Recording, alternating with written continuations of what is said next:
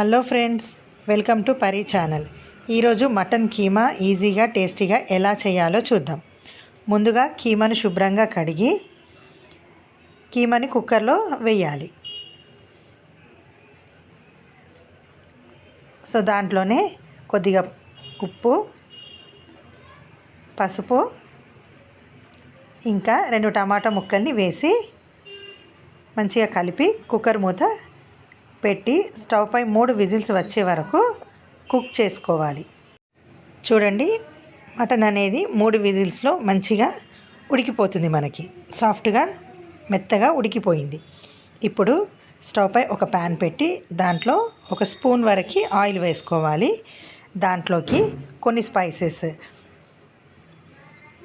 లవంగ, ఇలాచి, చెక్క, ఇంకా కొద్దిగా షాజీరా, 2 బిర్యానీ ఆకులను వేసుకోవాలి.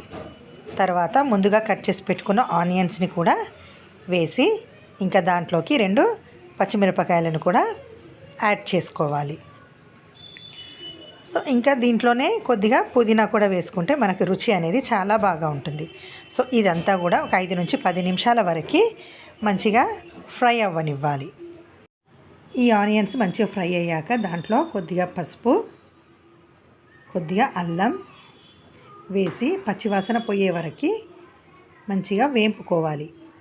తర్వాత ముందుగా ఉడికించి పెట్టుకున్న ఏదైతే కీమా ఉంటుందో ఆ కీమాను కూడా దాంట్లో వేసి కీమాలో ఉన్న వాటర్ అంతా పోయే వరకు ఒక 5 to 10 మినిట్స్ ఫ్రై చేస్తే సరిపోతుందండి. సో ఇలా వేసాక దాంట్లోనే రుచికి సరిపడా ఉప్పును కలుపుకోవాలి. సో చూడండి, సాఫ్ట్గా ఆల్మోస్ట్ ఉడికిపోయింది. సో దీంట్లోనే 1 టీ స్పూన్ వరకు కారం, కొద్దిగా ధనియాల పొడి, ఇంకా గరం మసాలాని యాడ్ చేసుకోవాలి. ఈ మసాలా మొత్తం కీమాకు పట్టేలా మంచిగా కలుపుకోవాలి. తర్వాత దీంట్లోకి ఒక హాఫ్ వరకు నిమ్మరసాన్ని యాడ్ చేసుకోవాలి. తర్వాత చివరిగా దాంట్లో కొద్దిగా తురిమిన కొత్తిమీర వేసుకొని గార్నిష్ చేసుకోవాలి. ఒక 5 నిమిషాల తర్వాత స్టవ్ ఆఫ్ చేసుకోవాలి.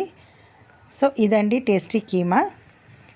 సో ఈ కీమా రైస్లోకి, చపాతీలోకి చాలా బాగుంటుంది. సో ఫ్రెండ్స్, ఈ కీమా రెసిపీ మీకు నచ్చినట్లయితే ఒక లైక్ చేయండి. మీరు కూడా ట్రై చేసి మీ ఫీడ్బ్యాక్ని కామెంట్ బాక్స్లో పెట్టండి.